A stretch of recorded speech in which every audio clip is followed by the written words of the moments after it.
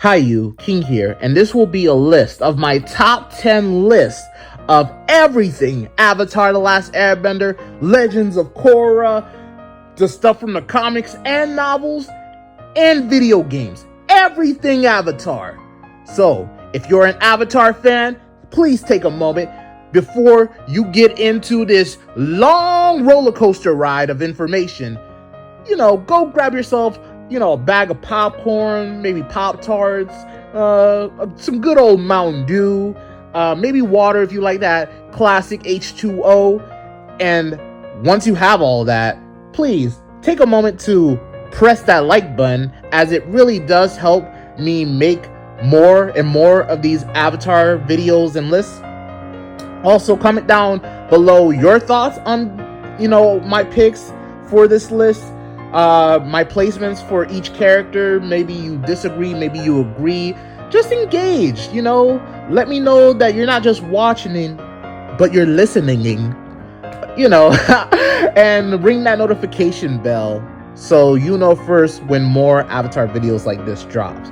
Thank you. This whole list took an entire year. I'm talking all of 2024 to make. And I kept doing it because I'm a huge, diehard Avatar fan, and I'm excited for Avatar 7 Havens. So if you are too, then show your support by sharing, subscribing, all of the things. And more than anything, stay great. Also, a disclaimer. Most of these videos were made when I was under a different channel name, Theory Kingdom. So if you're trying to find that on both TikTok and YouTube, you might have a hard time. So I would suggest you instead look for King of Theories. That is my current YouTube and TikTok name, and where you will be able to find more awesome Avatar content like this. So without further ado, let's get into the video, shall we? And also, by the end, stay great. Wait, I also forgot. Sorry about that. What element would you choose if you were in the Avatar world? Would you be a firebender, a waterbender, an earthbender, or an airbender? Or would you be daring enough to be a non-bender, trying to learn the chi blocking ways? Comment down your choice in the comment section below, and now we can start. Top 10 subbending in Avatar The Last Airbender. Number 10, spirit bending. Spirits, coming from the spirit world, are a vast range of paranormal and supernatural entities that often embody different aspects of life and nature. This technique involves using healing to change a spirit's negative energy into positive energy, restoring its internal balance in the process. It is performed by encircling a spirit in water and is completed when the spirit begins to glow bright yellow, at which point the spirit dissipates or assumes a pacified form. Although the technique has been used to extensively calm single spirits, it can also be used to calm several spirits simultaneously. In another variation of this technique, the conversion process can be used to promote imbalance by changing a spirit's positive energy into negative energy. The mechanics of the technique remains the same, although the spirit is covered by purple light instead of gold. It has also been claimed that this variation has the potential to destroy a human soul. Number 9. Cloud bending. Clouds are made up of water and air, which makes it easy for either of those benders to change the shape of clouds. You can use this technique to do a couple of different things. You can change the shape of the clouds, or just bend the clouds for any given reason. Which through cloud bending, one could create giant words or images in the sky that can be used to signal their allies or pass messages to those far away, or even change or manipulate the weather through using the clouds to either make rain or snow. Number 8. Crystal bending. Earthbending is not limited to rock or soil alone. An earthbender can also manipulate coals, chalk, salt, and even gems and crystals, allowing them to create armor, barriers, and even spiky projectiles to launch against their enemies. Crystal bending can also be used to control genomite, also known as creeping crystal, which is a mineral that grows at remarkably fast speeds when it comes in contact with organic matter. It is also the key ingredient in rock candy. Number 7. Sand bending. Sand bending is the specialized style of earthbending that involves bending loose sand instead of the solid earth. It is difficult for average earthbenders to get a hang of this subbending because, unlike regular earth, sand is loose and flowing, requiring a smoother and more relaxed technique. making the art more like water or airbending than regular earthbending. Even a prodigy earthbender like Toph had trouble using it because of its shifty nature. And similar to waterbending, sandbending is fluid in nature with the added benefit of being able to disperse into the air and compress into solid form. These individual qualities are nasty abilities by themselves, but adding them together makes for a lethal combination. By spinning sand in a circular motion, sandbenders can create sandstorms and can send them in any direction, which is how they travel across the harsh deserts they call home. Number 6. Plant bending. Plant bending allows a waterbender to manipulate plant life. Plant bending enables members of the swamp to control and manipulate every form of plant life, from the highly water-saturated vines and roots found within the swamplands to seaweed from the ocean floor. By bending the ample amount of water within them, they are also able to rapidly compress and replace the plant mass of the flora they bend, as the cell tissues are more versatile than those of animals. During a full moon, plant benders can manipulate bigger plants such as large trees, and them as waterbenders can pull water from within the plants or use it as an extension of themselves to tangle up and suffocate their prey, or create forms around themselves to confuse and intimidate their enemies, which is why plant bending is an advanced skill that only few waterbenders can learn. Number 5. Metal bending. Metal bending is a specialized subskill of earthbending that allows an earthbender to ferrokinetically bend the natural and processed metal in a similar fashion to bending regular earth. Long regarded as an impossible feat, the ability was invented by Toph Beifong, since metal is merely earth that has been purified and refined. Metal bending is rooted in the ability to detect the tiny fragments of earth within metal, the manipulation of which molds the surrounding alloy, thus making the subskill possible. Metalbenders have adapted the discipline for use as a remote and contact-based ability. And metalbenders can bend all sorts of different types of metals like iron and steel to even liquid metal for a variety of different usages, with the only type they seemingly can't bend being platinum. And Kuvira, a prodigy metalbender, could even use the subbending to manipulate a giant robot which she used to trounce a city. Number 4. Combustion bending. Combustion bending is a form of telekinetic firebending. It consists of the ability to channel chi through the forehead, often marked by an intricate third eye tattoo. It's superheating the surrounding air and producing a beam of explosive energy capable of immense damage in both short range and long range.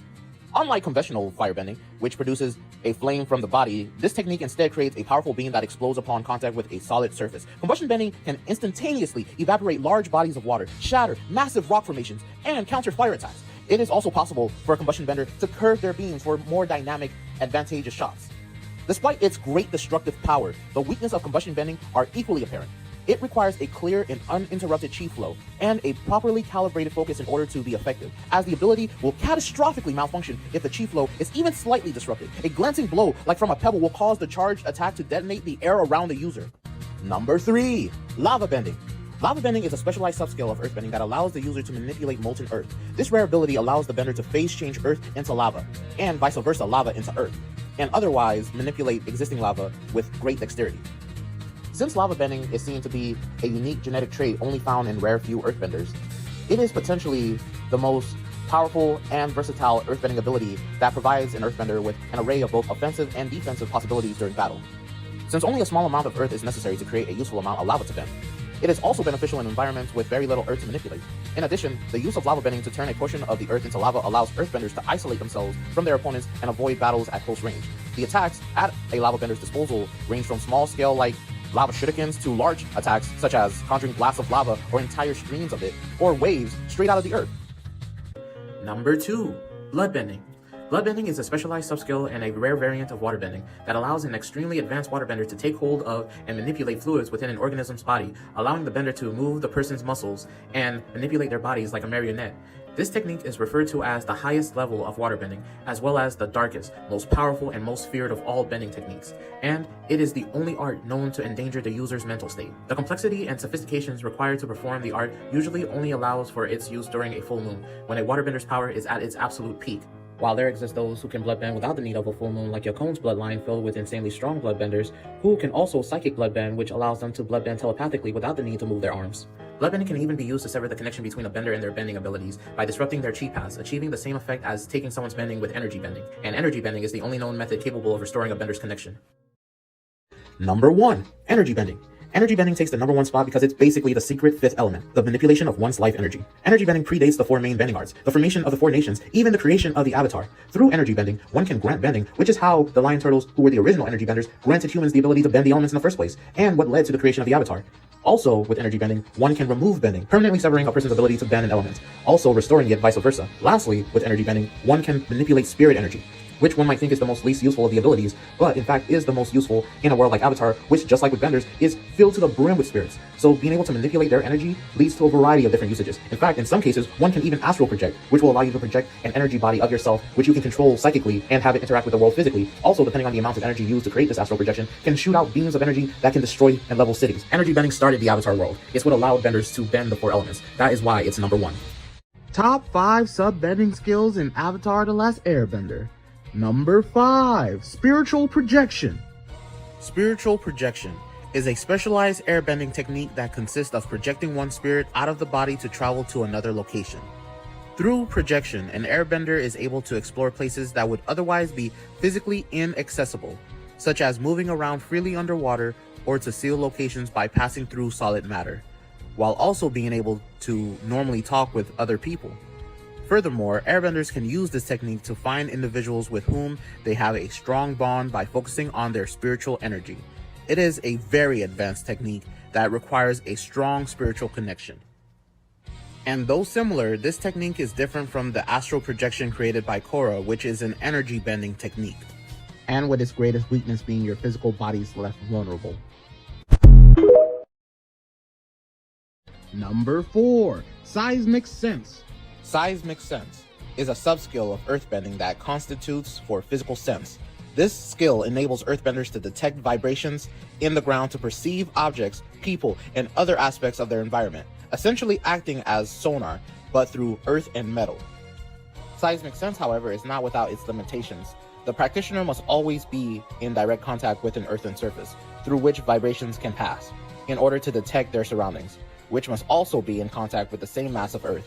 As such, a seismic sense user can detect airborne objects regardless of their alloy by estimating their flight path based on the stance of the person who launched them had on the earthen surface. If the user is in air or water, or even standing on a non-earthen solid such as ice or wood, the bender will be unable to sense anything through that substance. Number 3, healing. Healing is a subskill of waterbending that allows the bender to heal wounds by using water as a catalyst. They can redirect energy paths around the body, concentrating more energy into a wounded area and allowing that area to heal at an accelerated rate. While this technique is effective on external physical wounds, its ability to repair internal injuries and cure illnesses is more limited. The skill level of the healer as well as the quality of the water used also plays a role in its effectiveness. On rare occasions, waterbenders may instinctively be able to use this technique without any formal training. Typically, healers use a small quantity of water and apply it to the area they wish to heal, though for more serious ailments, the patient may be submerged entirely in water. Number 2, Lightning generation and redirection.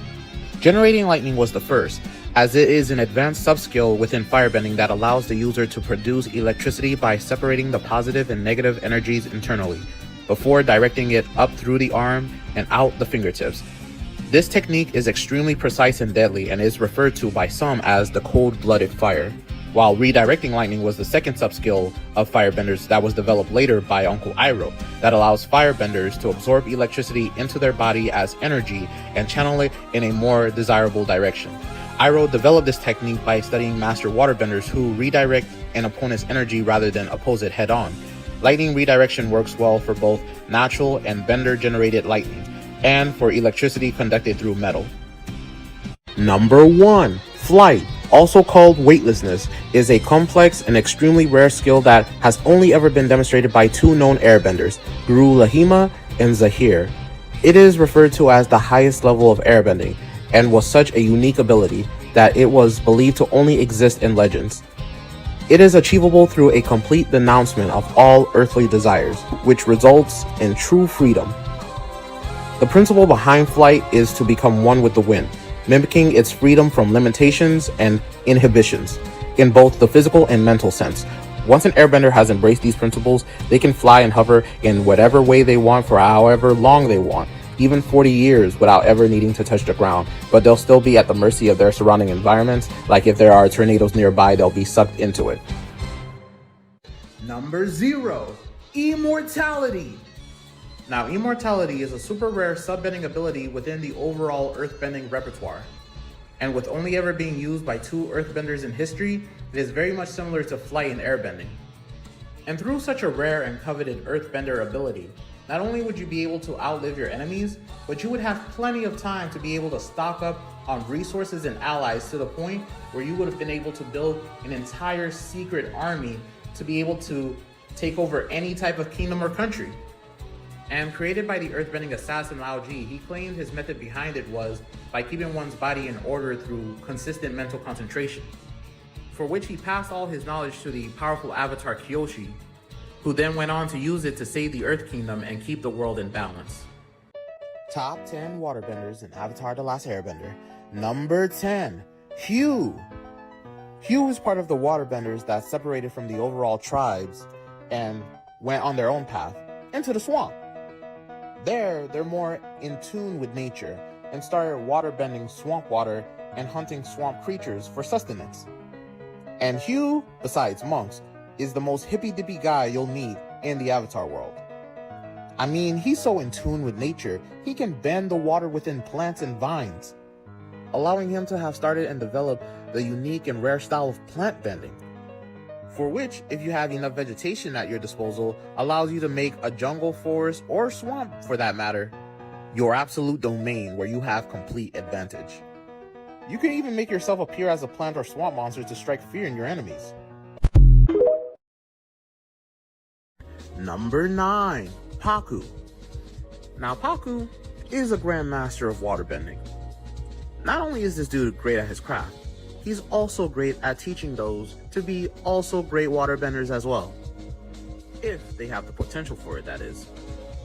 The only downside to this well-respected character was his original views, believing that women with their waterbending shouldn't be warriors, but instead healers via tradition. But it took a very determined, very passionate, very talented waterbender, aka Katara, to push him past those old-timey views and wake him up to the reality of what is. And that is, waterbenders can choose for themselves on whether or not they want to be healers or warriors.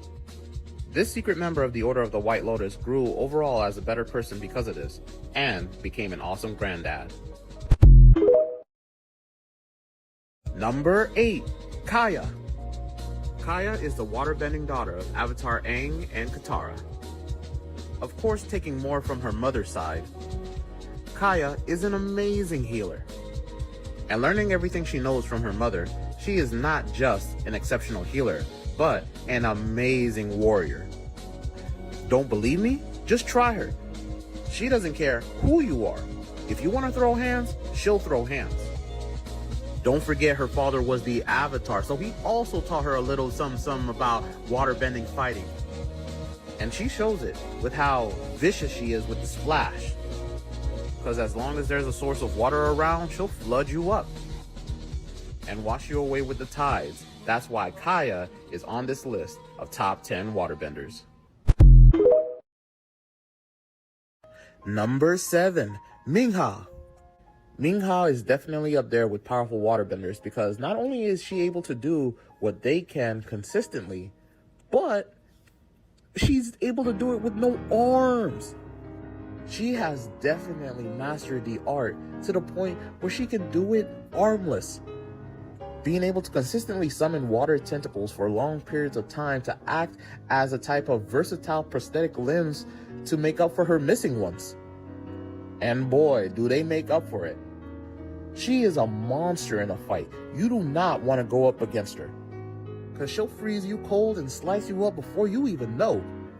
She is a fierce and loyal member of the Order of the Red Lotus, and it should be more than obvious why, because she never had not having arms stop her.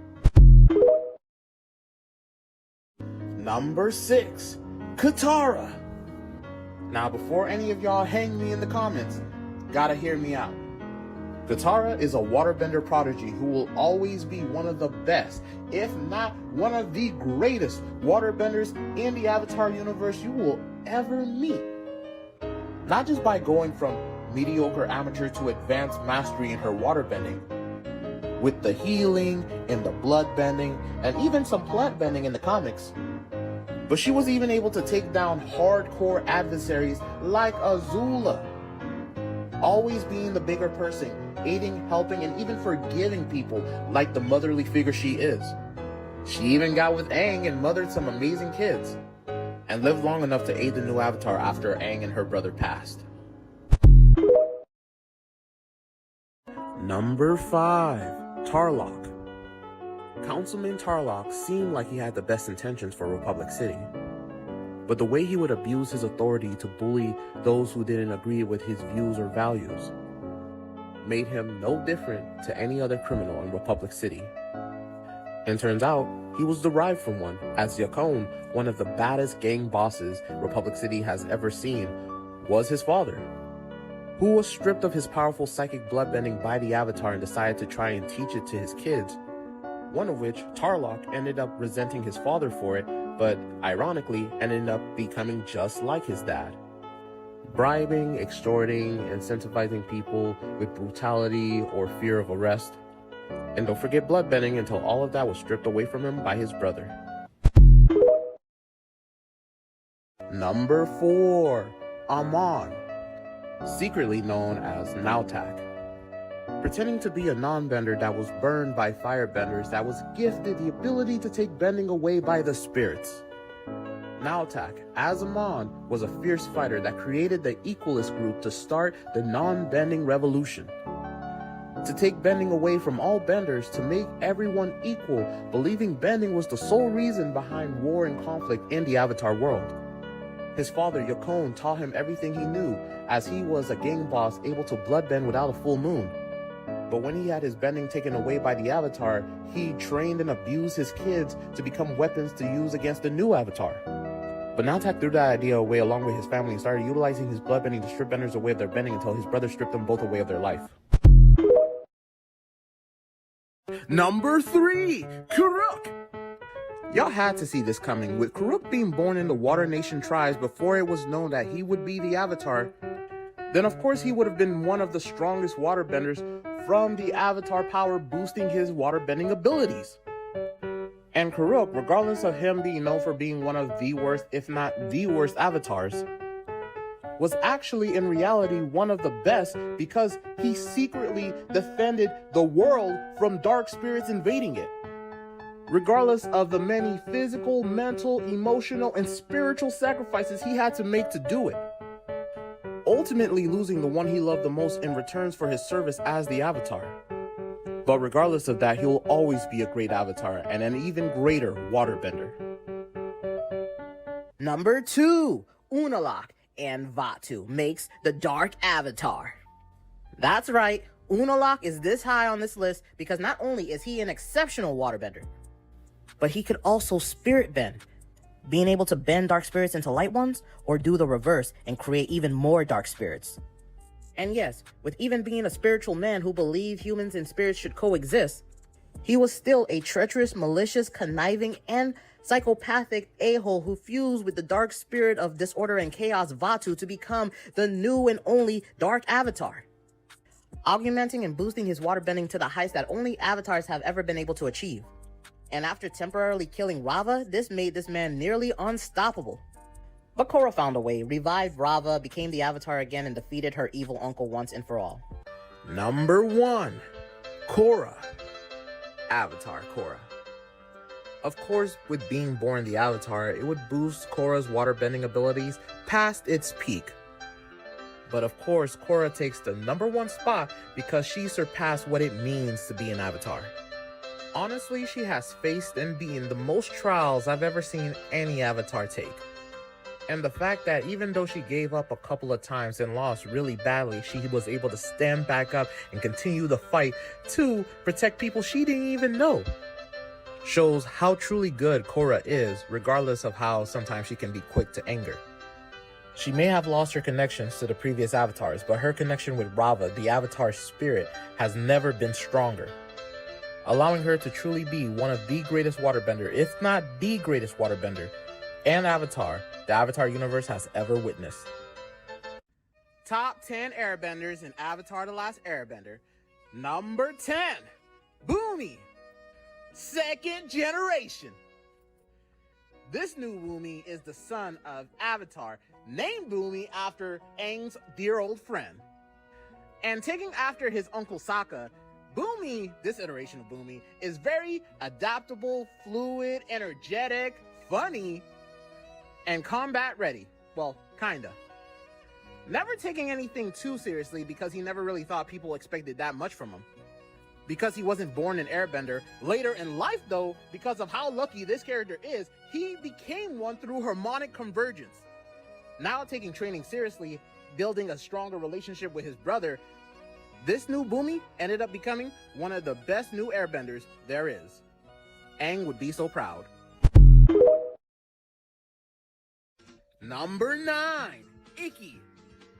One of Tenzin's daughters and one of Aang's granddaughters. Ikki is very energetic like her siblings. Well, maybe not Jinora, but still. She is very smart, very insightful, and also very kind and always looking to help, like her overall family. And because she was born an airbender, having the power in her genes, raised and trained by her father Tenzin, who was raised and trained by his father Aang, she of course is above most of the new airbenders who was given the ability through harmonic convergence. Always quick to make new friends and always quick to speak her mind, she is imaginative and creative, all the qualities of a great airbender.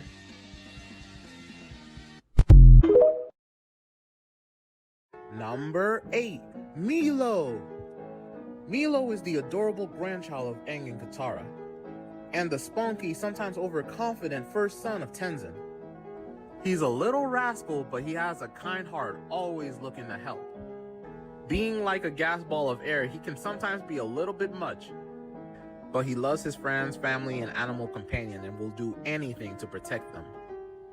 And of course, with being Tenzin's kid, he started off Korra's series being better than most of the new airbenders that were born through harmonic convergence. But he got even better with maturity, becoming a little bit more disciplined, getting to go on important missions that involved, well, saving the world like good old Team Avatar. Trust me, I don't think you can handle all this, Milo. Number 7, Opal. Opal is the granddaughter of Toph Beifong, but unlike her other siblings, she wasn't born an earthbender. But through harmonic convergence, she gained the ability to airbend and became one of the new air nomads.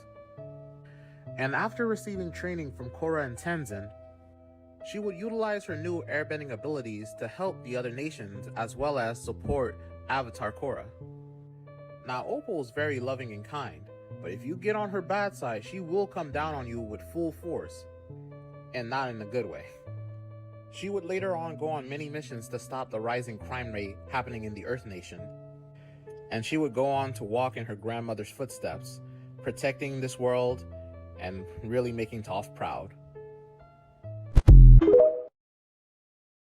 Number 6, Kai. Kai is one of my favorite characters in Legend of Korra, ain't no lie.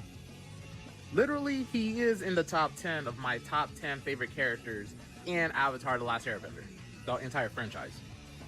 He's such a relatable kid.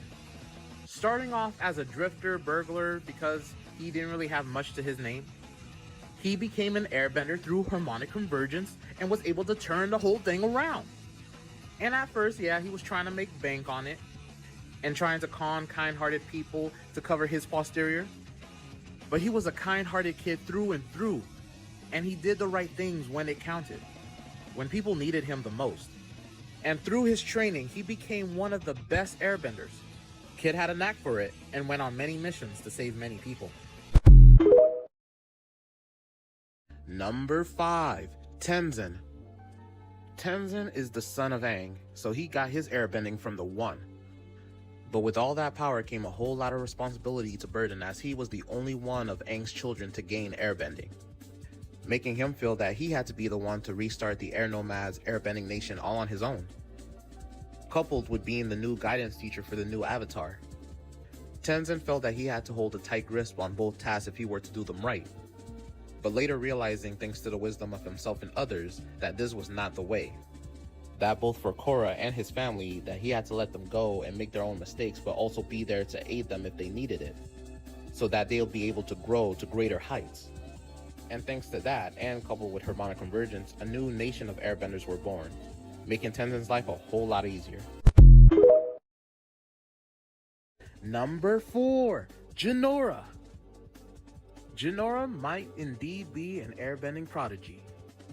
Being one of the granddaughters of Aang and one of the daughters of Tenzin, there is no doubt she comes from a strong line of airbenders.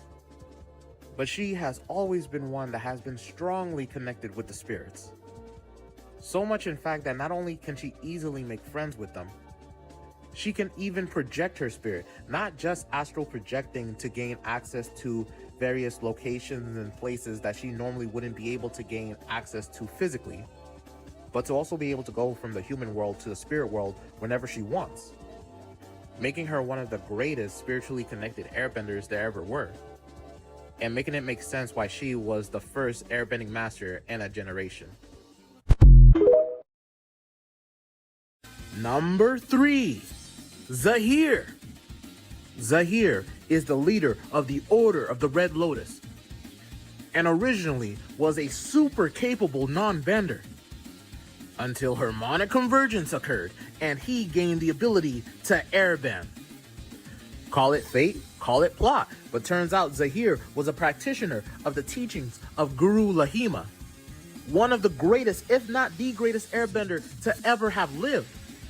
And after losing his greatest love, the only one tethering him to the physical plane, he unlocked the airbender's greatest airbending ability, the power to fly.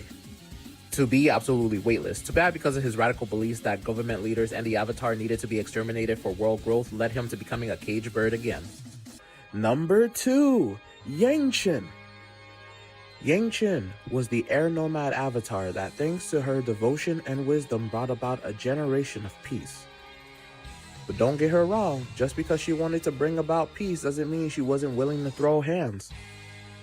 And people feared Yangchen for her ability to throw down, as regardless of coming from the background of monks, she had the power and the determination to do whatever it took to keep about peace in this world. And not just violently, as she would adapt herself into using complex political strategies, such as manipulation, espionage, and even deceit. But thanks to her duty as the Avatar, she was revered as a holy individual that kept a whole generation of war from occurring after her death.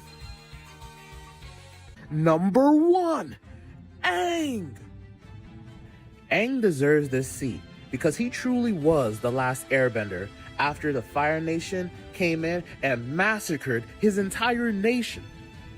And he has both the angel and devil's luck on his shoulder. Because not only did he avoid that massacre by running away and getting frozen in an iceberg, but he conveniently got freed from that iceberg by Katara and Sokka 100 years later, with enough time to achieve so many great feats before the next Sozin's Comet. Mainly through airbending and mainly as a kid, he defeated the new Fire Lord in a peaceful way, which most avatars didn't even think was possible, and would live on to do greater things. And keeping his air nomad roots of peace alive to the very end, he would die knowing that future generations of airbenders would be born and live on thanks to him. Hi you, King here, and these are the top 10 firebenders in Avatar The Last Airbender. Number 10, Combustion Man. Originally, Team Avatar called him Sparky Sparky Boom Man, but felt that this explosive assassin needed a more serious name. And we never really learned what this booming brute's name actually was. All we could really remember about him was the fear of God he put into each member of Team Avatar's souls, because of regardless of how much they threw at him through their bending, it wasn't even close to stopping him. Earth, water, air, even fire. That just goes to show you how powerful combustion bending is. To be able to blow stuff up with your mind? Too bad it has a fatal weakness, the third eye mark. If you hit that, their chi flow gets all messed up and they are unable to combustion bend properly. meaning Combustion Bending becomes a severe liability. Number 9, Plea. Plea is a combustion bender, and one of the rare few because of how hard it is to become a combustion bender. Literally having to be forced to do deadly training where you are trained to the bottom of the ocean just so you are able to hopefully produce combustion bending. And because of how many firebenders die during this lethal training is the reason why there's so few combustion benders. Plea herself seems to be much better than Combustion Man because of her personality and how she's able to work with a team and seems to be a bit more skilled than he was, which led to her surviving a lot longer than he did, but still in the end, meeting the same fate, self-destruction. Too bad for Sparky Boom Girl. Number 8, Mako. Now Mako started out as a pro bending player, which is an athlete and a competitive, combative, bending-focused sports game. But after meeting and befriending the Avatar, he leveled up, becoming a hero of sorts.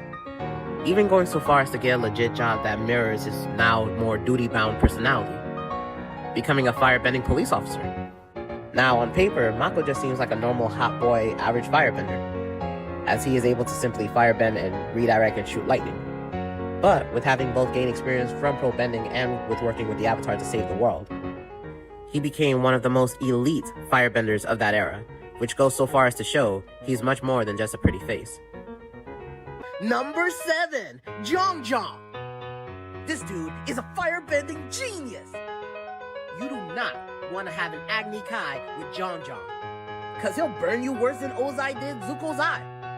Originally, Jong Jong was sought out to be the one that would teach Aang firebending, even being so far as to be forced by the spirit of Avatar Roku to teach the little airbending boy the ways of fire. But the boy was too arrogant and accidentally hurt somebody he loved. So they decided to put a little pause on learning the hot stuff. And last we saw of him, after he helped Aang and the team escape some firebender soldiers, he went and revealed himself to be one of the White Lotus members, the best of the best, which is why he's definitely top 10 firebenders. Number 6, Fire Lord Ozai. There's a reason why this guy was not only foreshadowed to be a major threat, but feared throughout the series. And it wasn't just because he was leading an entire army of firebenders into subjugating the other 3 nations. It was because this guy was about his business. Anyone dare step to him, even his own blood gets burnt in the eye. Don't get me wrong, he wasn't the greatest firebender, but he was pretty OP, especially thanks to Sozin's Comet. I mean, Aang might be a pacifist, but in the Avatar state, he's basically like a nuclear weapon. And Ozai was still keeping up with him. Throwing hands, catching hands. He was hanging with the Avatar, which shows why he's definitely top tier. Number 5, Azula. Princess Azula, to be more accurate. And to show top respect to the Blue Flame Queen herself. Being born a firebender prodigy, she was definitely going to be in the top 5 of the top 10. Her flames burn so hot, they burn through stone, they burn through her victims. Honestly, they're more deadly than when she shoots lightning, my bruh. Being able to fly like a fighter jet, and when you combine that level of firepower with her quick wit cunning and merciless attitude with dominating personality, no wonder Zuko had as much sister issues as he did daddy ones. So regardless of how insane Azula ended up becoming, she's still crazy hot. Number 4, Uncle Iroh. Now, it's not really hard to believe, but Uncle Iroh is the heart of Avatar The Last Airbender. He's the guiding light for most of the characters on the show. But he's not just sweet with his words. This man's sweet with everything. His hands, his firebending. They don't call him the Dragon of the West for none. He even started and developed the skill for what would become redirecting and shooting lightning. From the little stuff he learned from the waterbenders, showing you not only how open-minded he is, but how intelligent too. This is why this wise fire breather really is most people's favorite character. Unfortunately, as a firebender, I couldn't place him higher. Number 3, Zuko. Zuko has the best character development in the entire franchise, hands down. And not only is he a skilled fighter, fantastic with the blade, he is one of the most amazing firebenders in the entire series. Honestly, if it wasn't for the other two on this list, he would probably be top tier.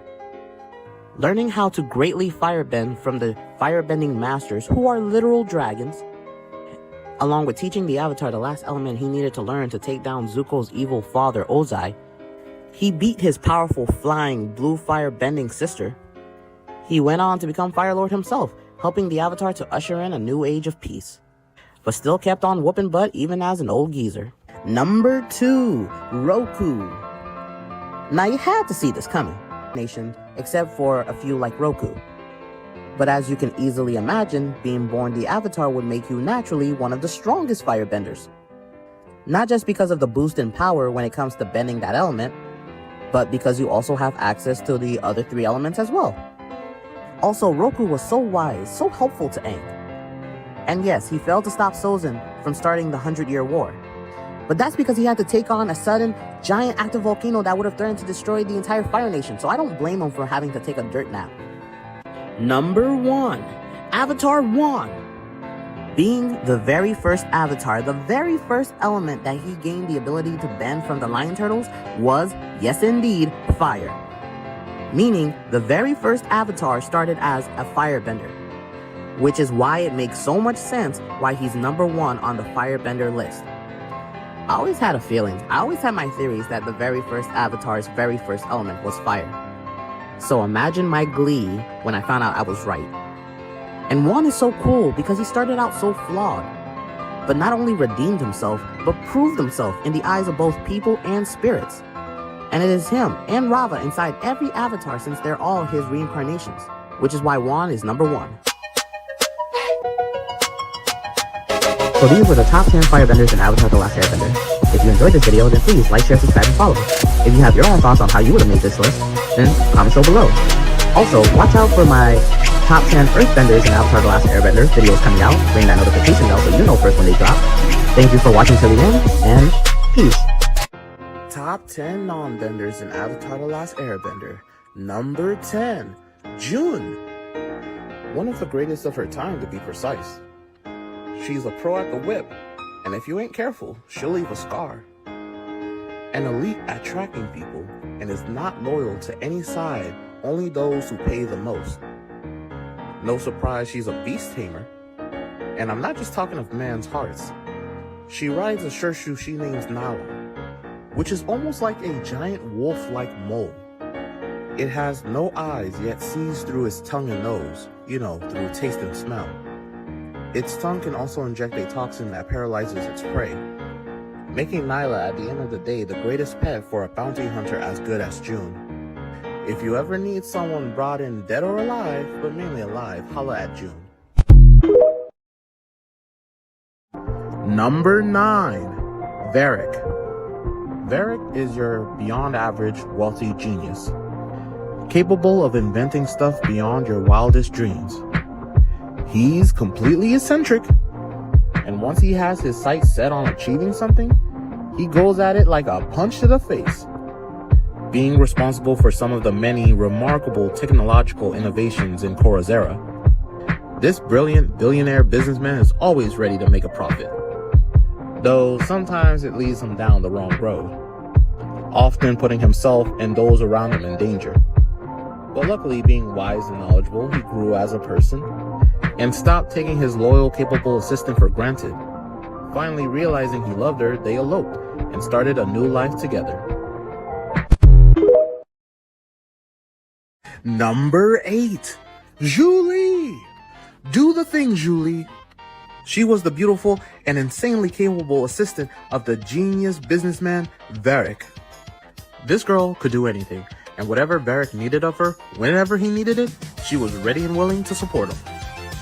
She was even a pro at using a power mech suit to defend this dude. Talk about having a ninja as a helping hand. But because Varric abused her loyalty, taking her for granted, she seemingly betrayed him. But nah, not my girl Julie. She was loyal to the very end, ride or die, spy.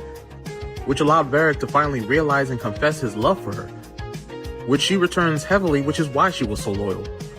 They got married and truly had one of the best happy endings in the entire Avatar series. Number 7, Jet. Jet is a dual swords-wielding freedom fighter who knows how to lay down the riz. He's a ride or die for his companions, and all he wants is to free the world from Fire Nation tyranny. Mainly because he's obsessed with revenge after what they did to his parents and his village when he was a child. So if you get in the way of that vengeance, don't be surprised when he starts swinging his blades at you. But it is a really bad characteristic for this really cool, capable swordsman. Even when he tried to throw his anger and hatred aside, it dragged him back in. The man's been scarred for life, betrayed, beaten, hypnotized, and even seemingly killed. But regardless of what his fate truly was at the end of the day, Jet will always be in the top 10 non-benders.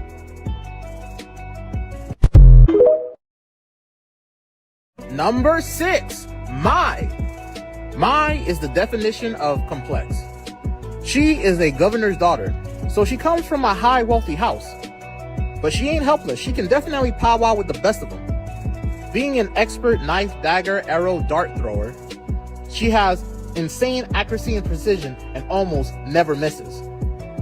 And once she has a target in her sight, she'll keep going at it until she hits it. So definitely not the type of girl you want to break up with. She's also very dark in her personality, very serious, but also laid back, which is why I feel she's so complex. But maybe it's just me. Either way, she was forced into being part of Azula's elite group of hunters to track and bring down the Avatar. But through Zuko, she awoke to realize she loved him more than she feared Azula. Number 5, Ty Lee. I'm sorry, I have to say this. Ty Lee was a snack on Avatar: The Last Airbender. I'm sorry, but I'm not just putting her on here just because of her looks and zaniness. She was an elite fighter. Coming from a circus background, she is incredibly acrobatic and has a profound understanding of chi blocking like none you've ever seen. She is graceful with the leaps and very precise with her knuckles. She is fast, strong, and most of all, loyal. But if she finds that you are definitely not the right type of person to follow, she'll take you down.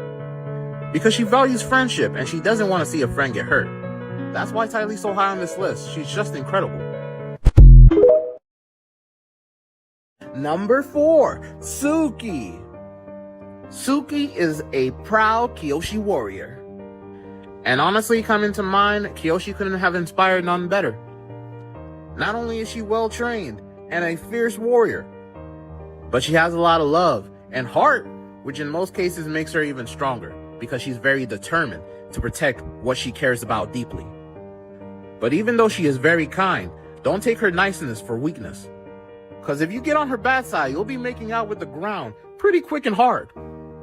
And it was just this ability to switch from such a nice person to such a fierce warrior is what made her not just an amazing ally, but later an awesome, iconic member of Team Avatar. Sokka, you really won the lottery with this one. Suki just can't be beat. Number 3, Asami Sato. Asami is a brilliant industrialist, engineer, businesswoman, and capable butt kicker. And not to mention, an insanely good driver. Plus, yes, the good stuff don't end with her. She comes from a wealthy household, so her pockets are packed with money. Did I mention she's an insanely good fighter? Oh, I did? Well, let me say it again because she is insanely good at fighting. Able to not just keep up with, but beat down equalists.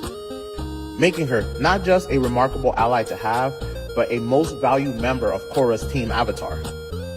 Even when her own father's hatred betrayed her, and then, through his love, sacrificed his own life to save her, she never stopped helping, never stopped supporting Korra.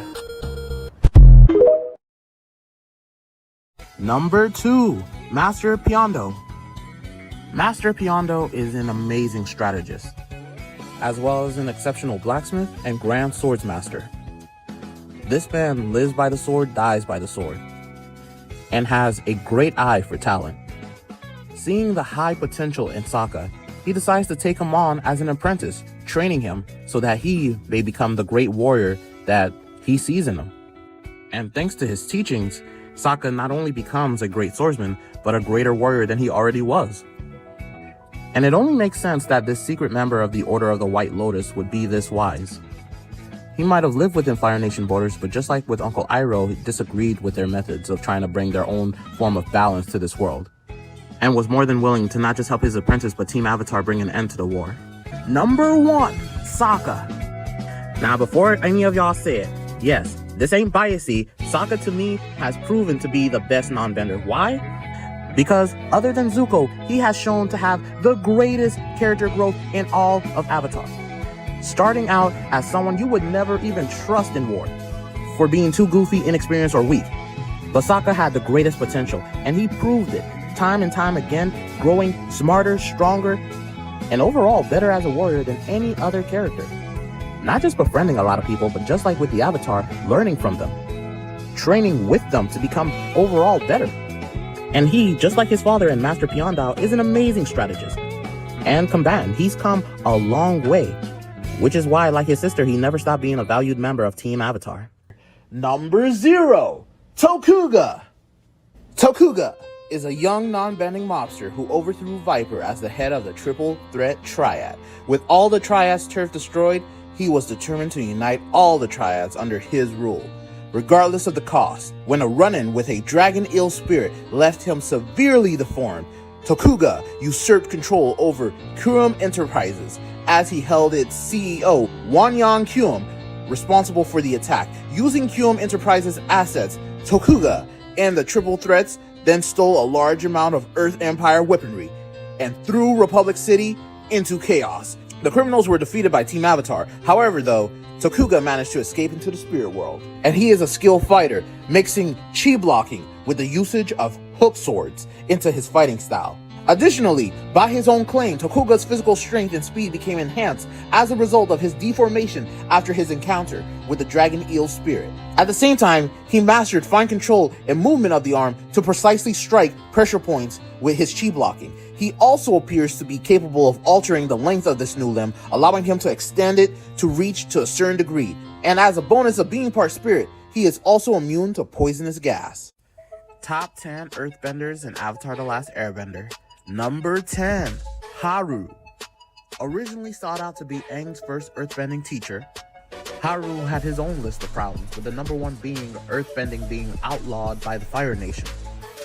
But he had a rebellious spirit that wouldn't be broken, and with the help of Katara and Team Avatar was able to not only free his father from captivity, but also put the fight back in the captured earthbenders, allowing them to regain their pride and freedom.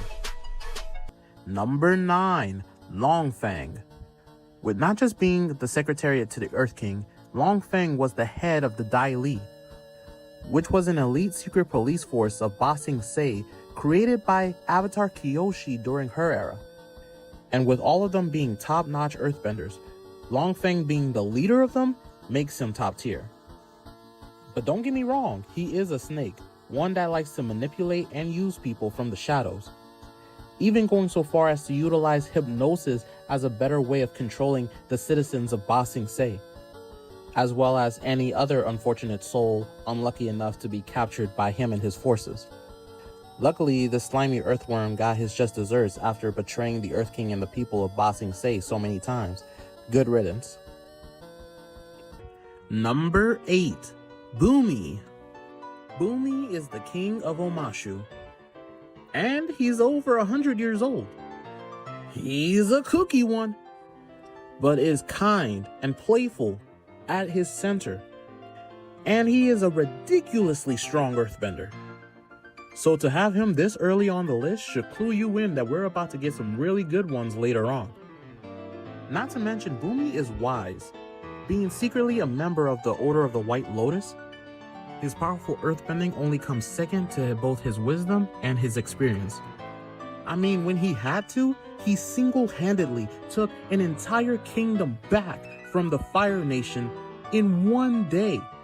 All to say, Bumi is no joke, even though he likes to joke around.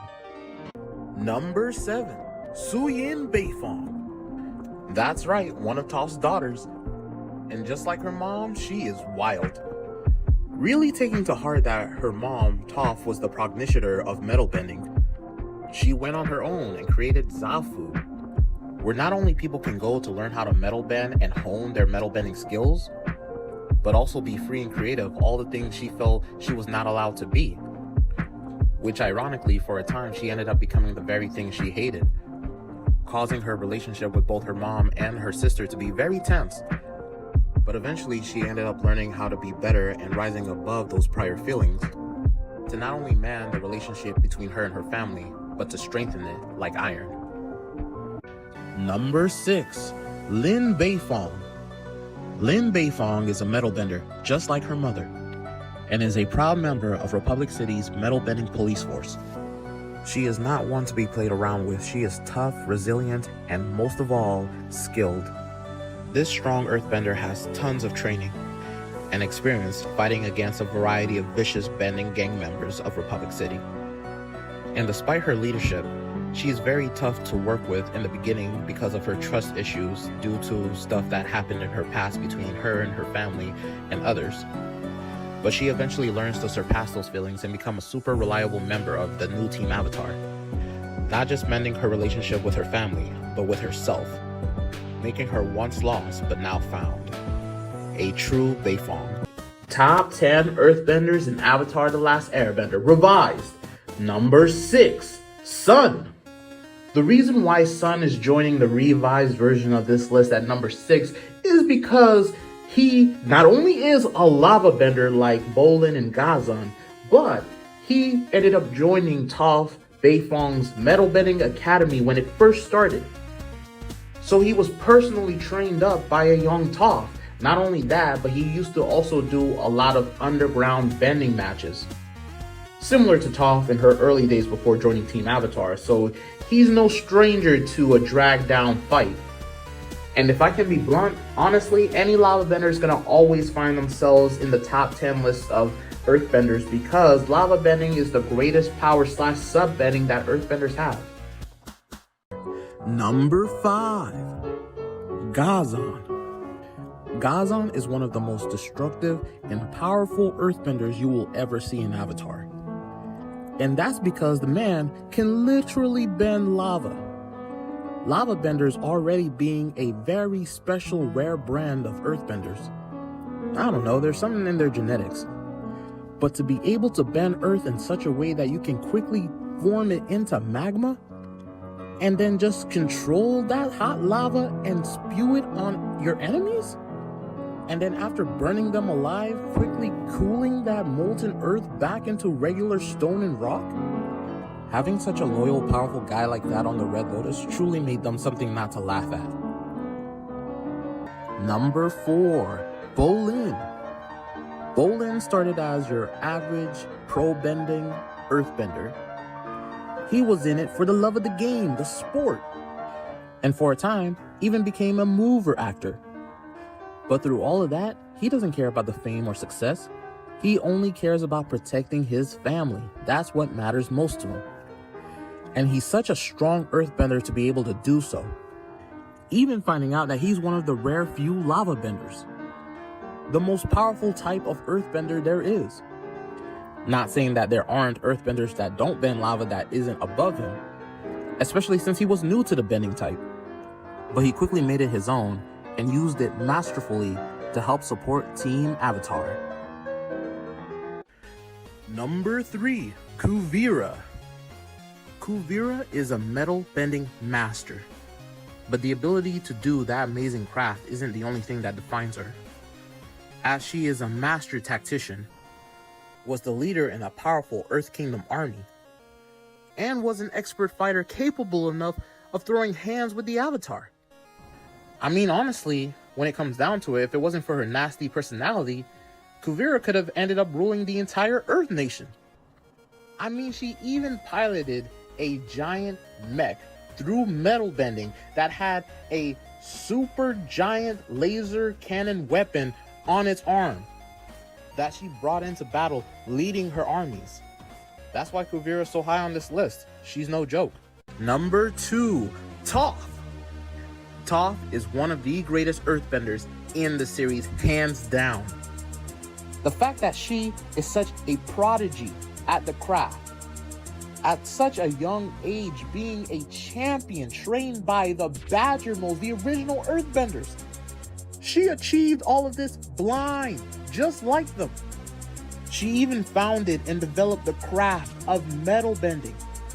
She even founded an academy to help spread and develop future metal benders. And that was after helping Team Avatar beat Fire Lord Sozin, by the way. And later, as an adult, she would go and become one of the best metal bending police officers Republic City has ever had. And as an elder, still finds herself helping the next Avatar. Toph just won't stop. Number 2 revives, Hundun. Hundun is an earthbender that was born out of the game that was made canon by the creators of Avatar: The Last Airbender. So all of his backstory and weird energy bending-like abilities were made canon too. Not only was Hundun a great earthbender in life along with his conjoined brother, but they were also both a master in this weird dark energy using technique called Chaos Attack, which allowed them to rule for a while as kings before they were defeated by one of the incarnations of the Avatar. And being banished to the spirit world, they vowed revenge on the Avatar and also wanted to seek a way to gain immortality in the physical world. They came back and fought against Korra, but it did not go so well for them. They were defeated, but they'll still go down in history and the canon as one of the most powerful earthbenders. Number 1. Avatar Salai. Not much is known about this Avatar, except he was born within the Earth Kingdom, so he came right before Avatar Zeto. And he must have had a lot of achievements during his era, as he was remembered for being one of the greatest avatars. And Salai is the shortest known avatar, dying as so at an old age. But with the fact of him being known for being one of the best avatars, probably meant he had overwhelming strength to make up for it.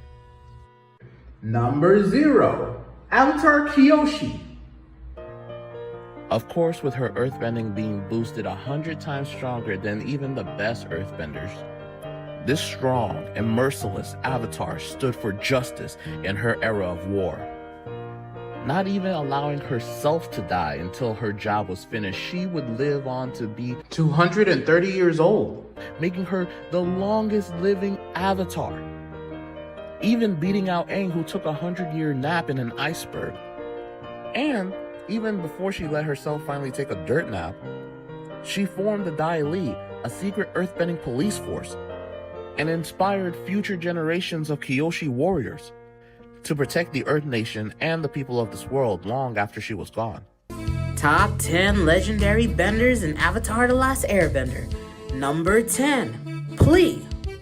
This combustion queen is in the top 10 because she is a firebender with explosive firepower. As we all know, or should by now, how difficult it is for a combustion bender to be made.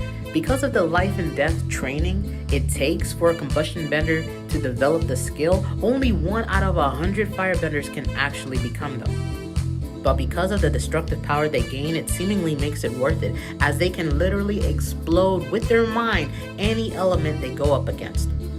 Literally focusing all their chi into their forehead, they compress all of that explosive energy and then shoot it out like a beam out of an eye-like mark towards their target. And if that beam makes contact, anything it touches explodes. This makes someone like Pli a walking nuke, and with her firebending being the cherry on top, this is why she's at number 10. Number 9, Bolin. What more can I say about this pro bender that hasn't already been shown by the show? He is a tough contender with amazing earthbending skills that have been sharpened by all of his pro bending escapades. A mighty champion that fights extremely hard when he's fighting for his friends. He's got the charm, he's got the skills, and guess what? He ends up being one of the rare few lava benders, the most powerful type of earthbenders there is. Able to destroy city blocks with lava and fill up their roads with magma, only needing the smallest amounts of earth to make it hurt. And with the fact that he beat a more experienced lava bender like Gazon, just goes to show how much of a non-joke Bolin really is. If you mess with him or his allies, he can drop a building on you or send a stream of lava splashing your way. But you ain't got to worry, because this kind guy with a good heart will only do so if you end up being evil. But it still blows my mind every time how prodigious Bolin became with lava bending, which is why I had to put him at number 9. Number 8, Azula. Being the only shown blue firebender in the entire series, Azula was already made to be unique. Defined to be able to do so because she is a firebending prodigy. which makes a lot of sense because during the first time we saw her, she was practicing shooting out lightning, which again is a firebending subset skill that only master firebenders can produce. And she is cunning and charismatic. If it wasn't for her insanity, she, much like Amon, could have been unbeatable. But it is because of her mental instability that even with her many accomplishments and status as the Fire Nation princess, that even with managing to kill the Avatar Aang, I couldn't put her higher up on this list. Number 7, Zahir. Zahir was a spiritual non-bender who was the leader of the Order of the Red Lotus. This Giga Chad who followed airbending practices would later become an airbender himself, and a lethal one at that, after harmonic convergence happened. And you know, a guy who heads up a group of powerful benders even before he became a bender himself has to be special. And he proved it on a massive scale time and time again after he gained airbending. Not only becoming a master at it instantly, but to the point where he's able to even pull the oxygen out of a person's lungs, suffocating them to death.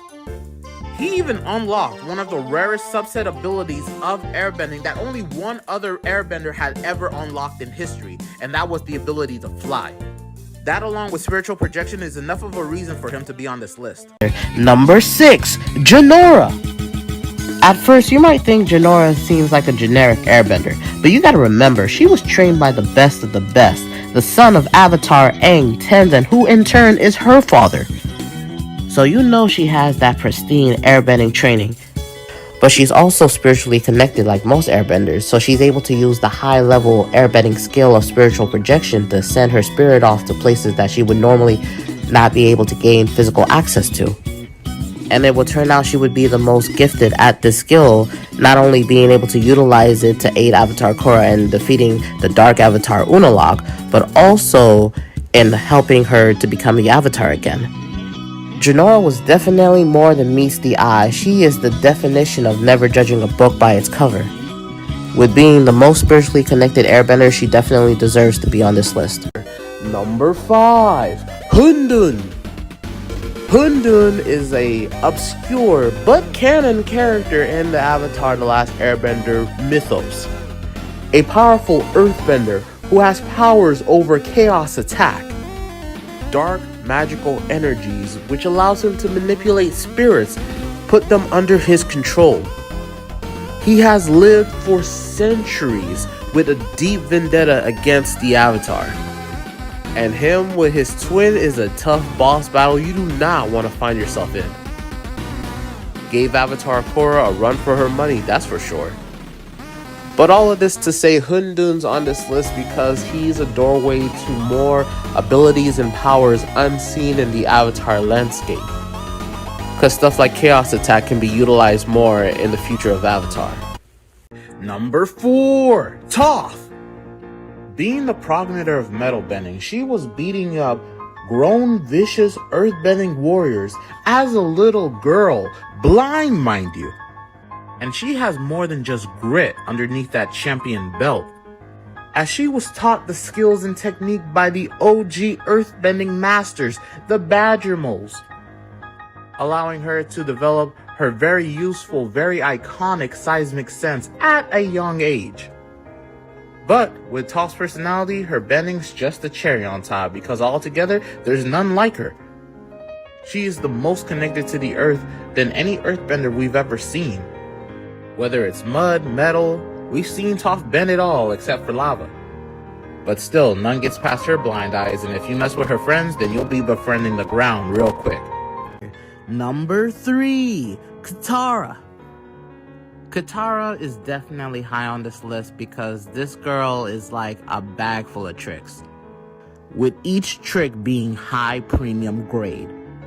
Not only does she has her high level water bending, being a water bending prodigy, but she can also water heal both herself and others. She learned how to blood bend, the most forbidden art of water bending, just because of how powerful it makes you upon others.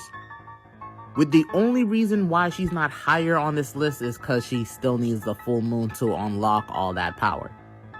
But yeah, personality alone, she would already be high on any list, but just because her water bending's that good and vicious when she needs it to be is the reason why she's number 3. Number 2, Amon. Well, we're back here again. And of course, Amon was going to be high on this list.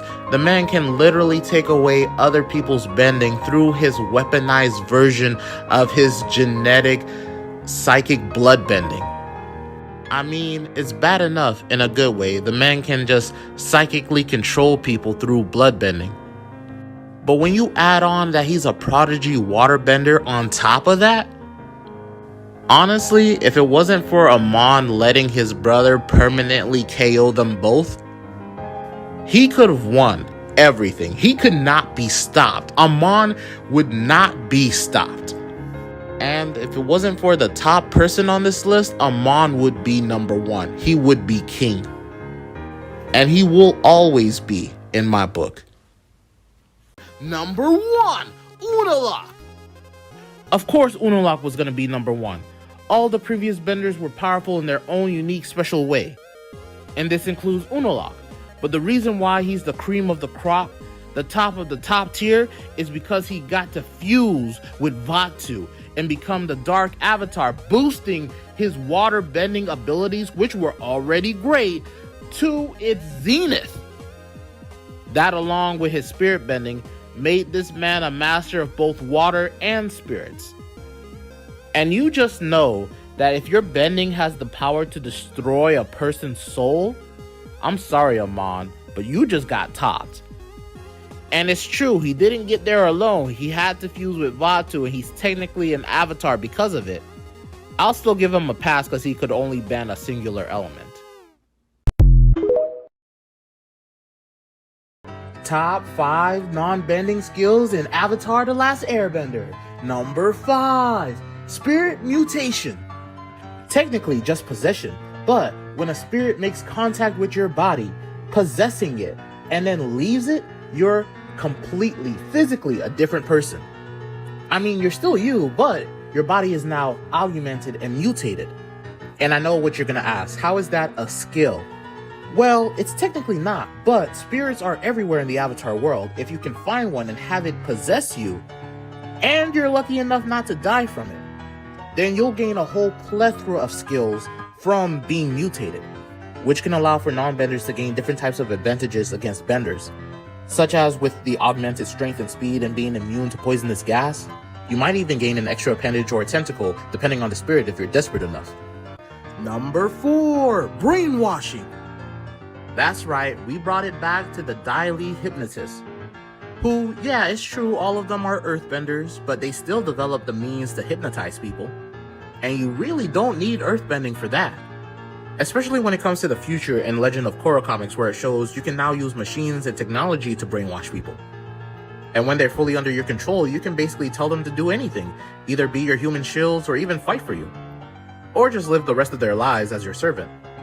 But the real power in brainwashing and why it's such a strong skill to have is if you manage to capture a bunch of benders and brainwash them, then you'll have an elite team of benders at your beck and call doing whatever you want them to do.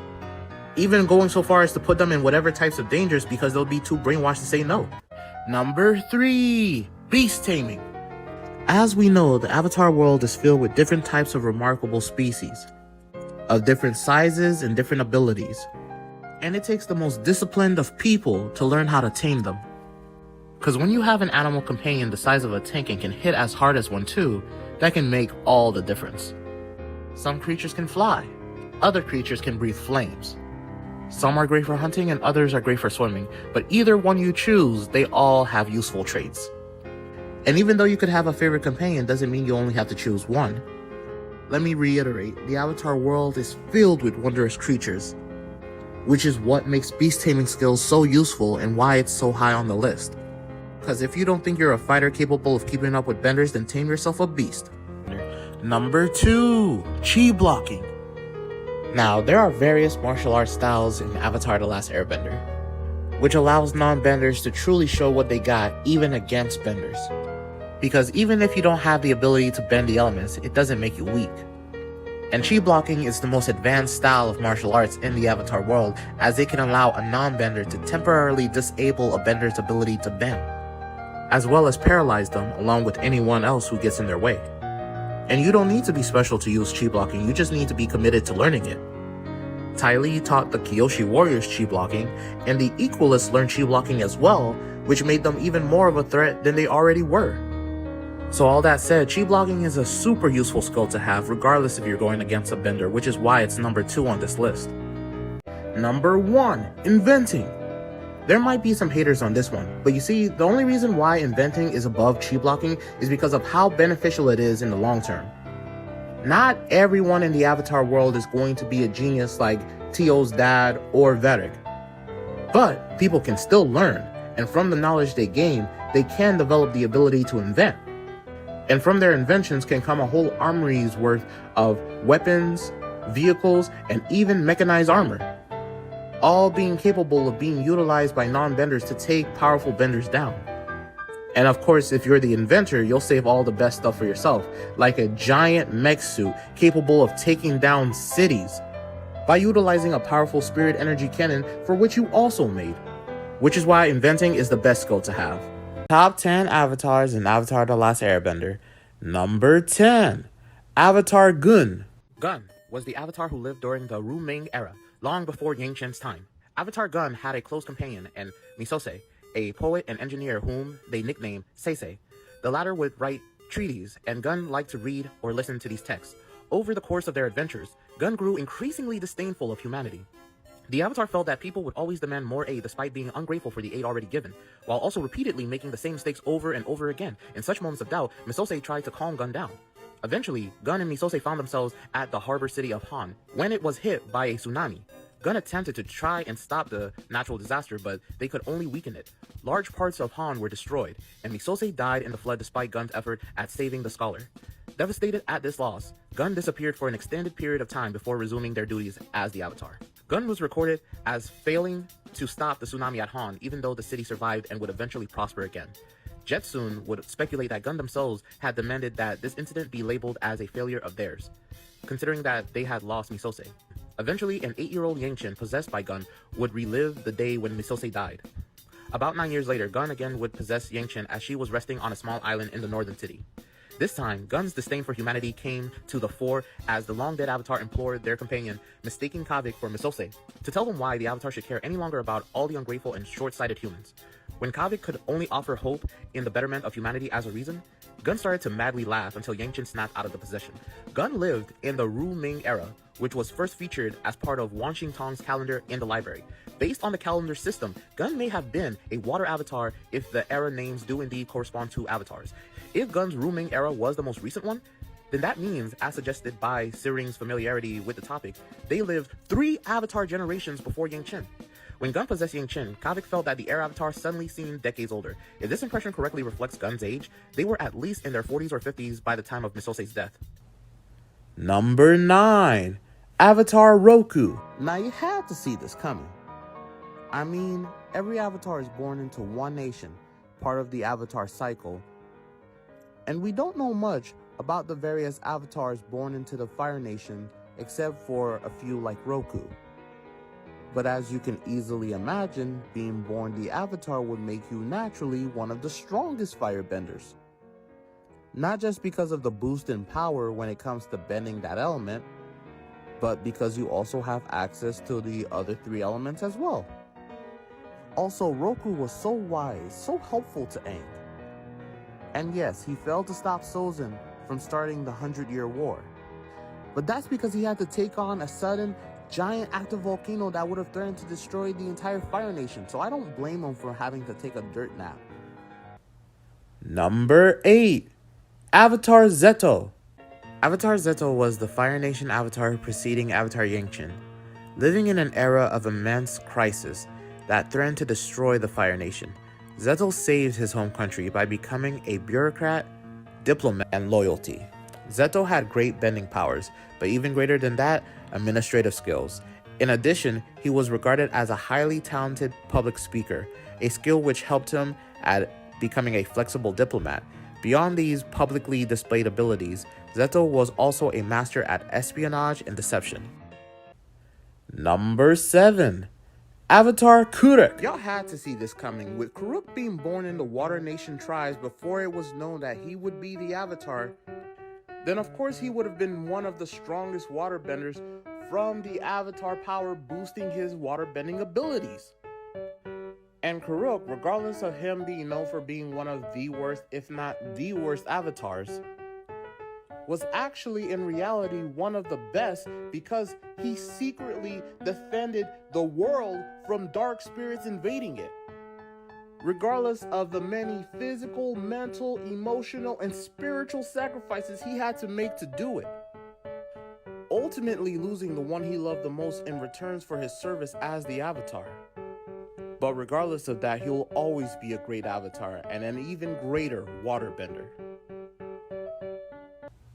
Number 6. Avatar Yangchen. Yangchen was the air nomad avatar that, thanks to her devotion and wisdom, brought about a generation of peace. But don't get her wrong, just because she wanted to bring about peace doesn't mean she wasn't willing to throw hands. And people feared Yangchen for her ability to throw down, as regardless of coming from the background of monks, she had the power and the determination to do whatever it took to keep about peace in this world. And not just violently, as she would adapt herself into using complex political strategies, such as manipulation, espionage, and even deceit. But thanks to her duty as the Avatar, she was revered as a holy individual that kept a whole generation of war from occurring after her death.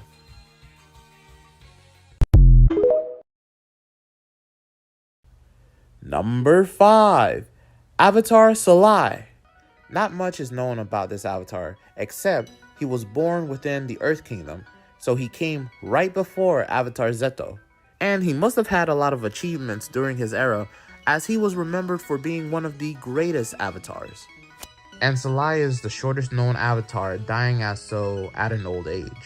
But with the fact of him being known for being one of the best avatars, probably meant he had overwhelming strength to make up for it.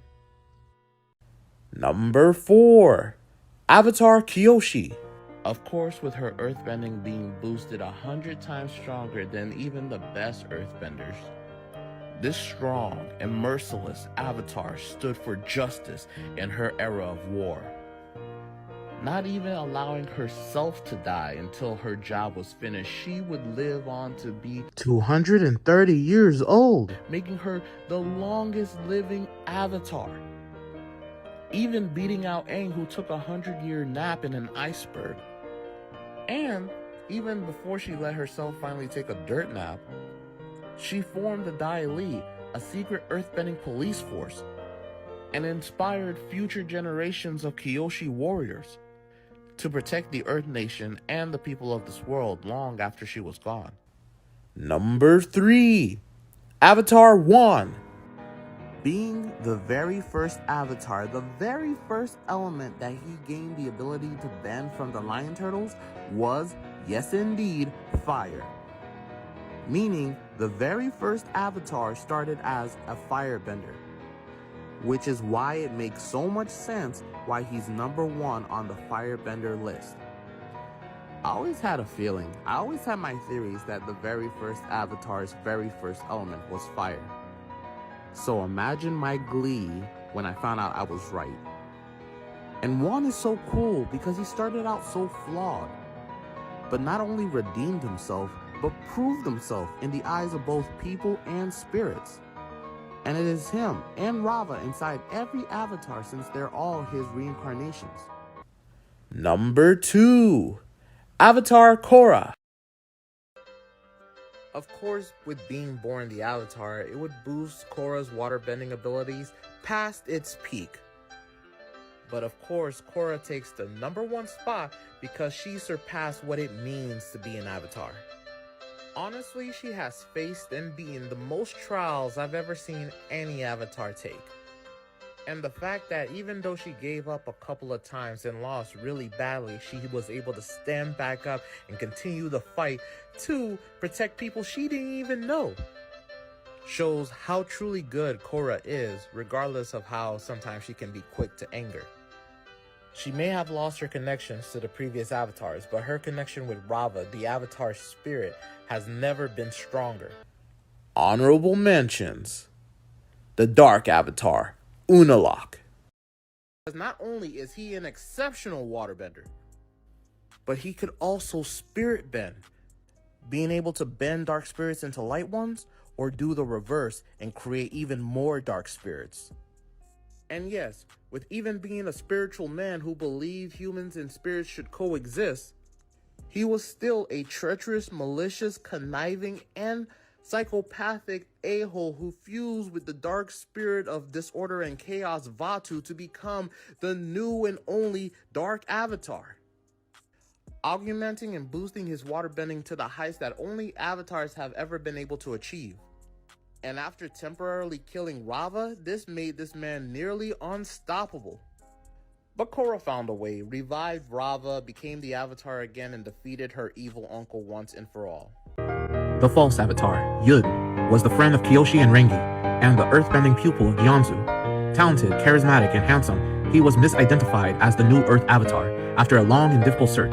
Following the revelation of Kyoshi's identity as the true Avatar, Yun was betrayed by Jianzu, who felt the boy's usefulness had been exhausted and allowed Father Glowworm, a dark spirit, to carry him off into the mountains.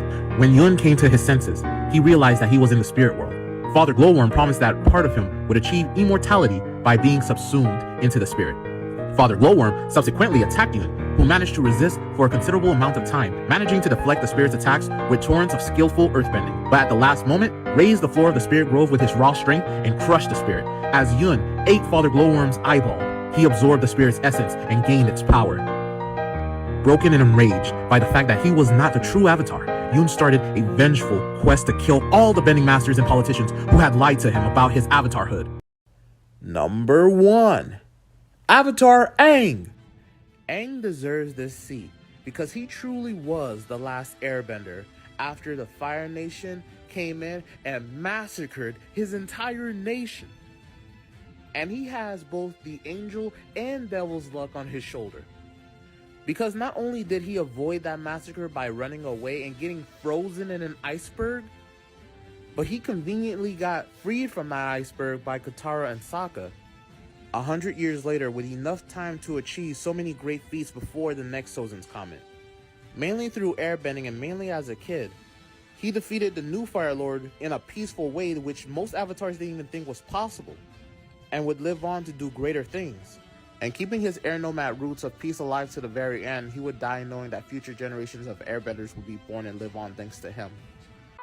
Top 10 avatars in Avatar: The Last Airbender. Number 0, Pavi. Now, other than the leaks that were presented, we know little to nothing about this new avatar, except that she will be the second in a new avatar cycle and that she will have a twin sister who is potentially another avatar. And where she'll be living in an entirely new era where 7 havens replace the 4 nations and where everyone's her enemy, both humans and spirits alike. If you enjoyed this video and agree with the placement of the avatars on this list, then please like, share, subscribe, and follow. Also, ring that notification bell so you know first when avatar content like this drops. And comment down below who's your favorite avatar. Thank you for watching. Stay great.